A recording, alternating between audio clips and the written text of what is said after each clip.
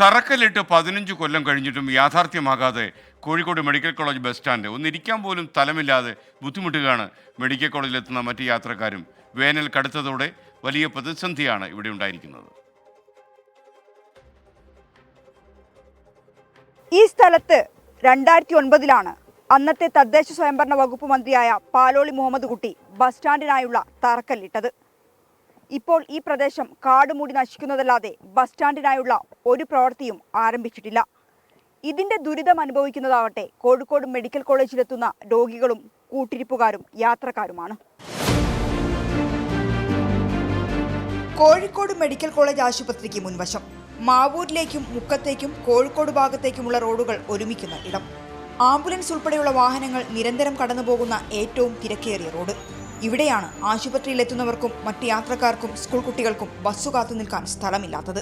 കത്തുന്ന വെയിൽ സഹിച്ച് ഇങ്ങനെ ബസ്സു കാത്തു നിൽക്കാതെ വേറെ വഴിയില്ല. രോഗികളാണ് പലർക്കും നേരെ നിൽക്കാൻ പോലും ആരോഗ്യം അനുവദിക്കാത്തവർ.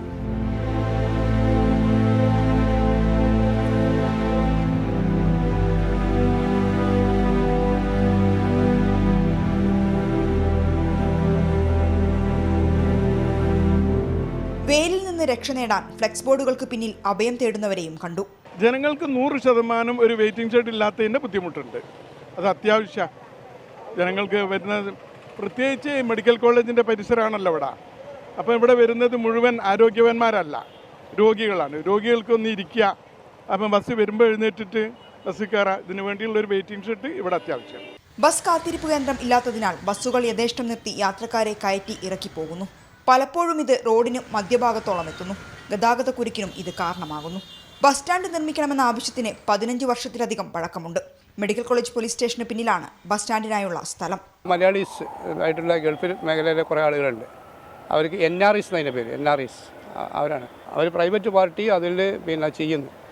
അത് ചെയ്യുന്നപ്പോൾ അവരെ ഒരു ഗിഫ്റ്റായിട്ട് കോർപ്പറേഷൻ ബസ് സ്റ്റാൻഡ് ഉണ്ടായി കൊടുക്കുന്നു. അവർ കാണുന്നത് എന്താണെന്ന് വെച്ചാൽ ബസ് സ്റ്റാൻഡ് വരുമ്പോൾ അതിൻ്റെ ബിസിനസ്സൊക്കെ ഇതിലേക്ക് വരും. കോർപ്പറേഷൻ അവർക്ക് എല്ലാ സൗകര്യങ്ങളും ചെയ്ത് കൊടുക്കും. കോർപ്പറേഷൻ എന്നുള്ള ഒരു തദ്ദേശ സ്വയംഭരണ സ്ഥാപനം എന്നുള്ളതിൽ ആ സൗകര്യങ്ങൾ മാത്രം ചെയ്യും, ഓഫീസിലായിട്ടുള്ള കാര്യങ്ങളും. അപ്പോൾ കോർപ്പറേഷൻ ബസ് സ്റ്റാൻഡ് അവരുണ്ടാക്കി തരണം. ആശുപത്രിക്ക് മുന്നിൽ ഇങ്ങനെ ബസ്സുകൾ നിർത്തുന്നത് ഒഴിവായാൽ രോഗികളുമായി എത്തുന്ന ആംബുലൻസുകൾക്ക് ഏറെ ഗുണകരമാകും. ഈ വെയിൽ കൊണ്ട് നിൽക്കുന്നവരിൽ ഭൂരിഭാഗം പേരും കോഴിക്കോട് മെഡിക്കൽ കോളേജിലേക്ക് എത്തിയ രോഗികളോ കൂട്ടിരിപ്പുകാരോ ആണ്. ആ പരിഗണന നൽകിയെങ്കിലും ബസ് സ്റ്റാൻഡ് വേഗത്തിൽ സാധ്യമാക്കണമെന്നാണ് ഇവരുടെ ആവശ്യം.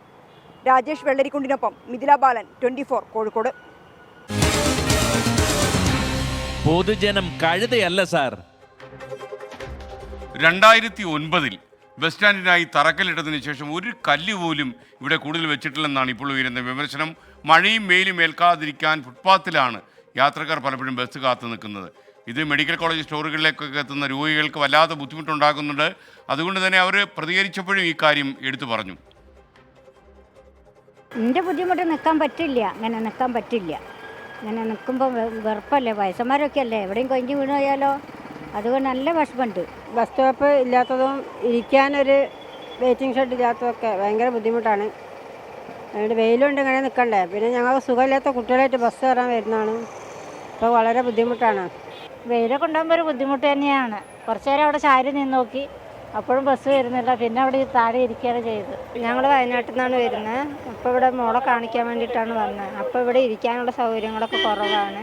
കുറേ ആൾക്കാരാണ് ഇങ്ങനെ അവിടെ വെയിറ്റിംഗ് ചെയ്ത് നിൽക്കുന്നതാണ് ബസ്സിന് വേണ്ടിയിട്ട്.